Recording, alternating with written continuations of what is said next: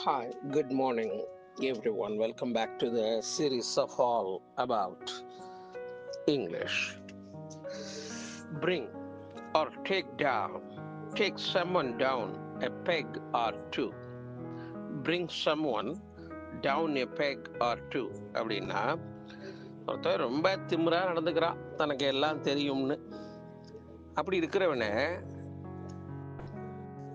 மடக்கிடுறோம்ல நம்ம. அப்ப அவன் சுருங்கி போறான்ல, அந்த இடத்த அப்படி சொல்றது. இப்ப உதாரணமா, he thought he was the smartest person in the room, but the unexpected question certainly took him down a peg or two.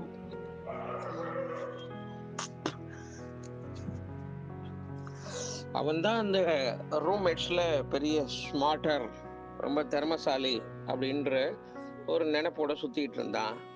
ஆனா அவன்கிட்ட ஒரு எதிர்பாராத கேள்வி ஒண்ணு கேட்ட உடனே அப்படியே சுருங்கி போயிட்டான், தன் நிலையிலிருந்து இறங்கிட்டான். இவ்வளவுதான் விஷயம்.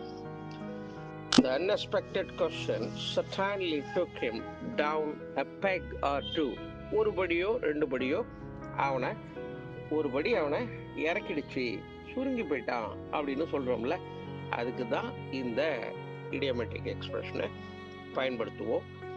It is informal. ஃபார்மல் கான்டெக்ஸ்ட்ல இதை பயன்படுத்துறது இல்லை. So bring or take someone down a peg or two அப்படின்னா ஒருவனை சுருங்கி போக செய்து. அது நம்ம இன்டென்ஷனா பண்றது இல்லை, காலப்போக்கில் அது நடக்கிறத அப்படி பயன்படுத்தலாம்.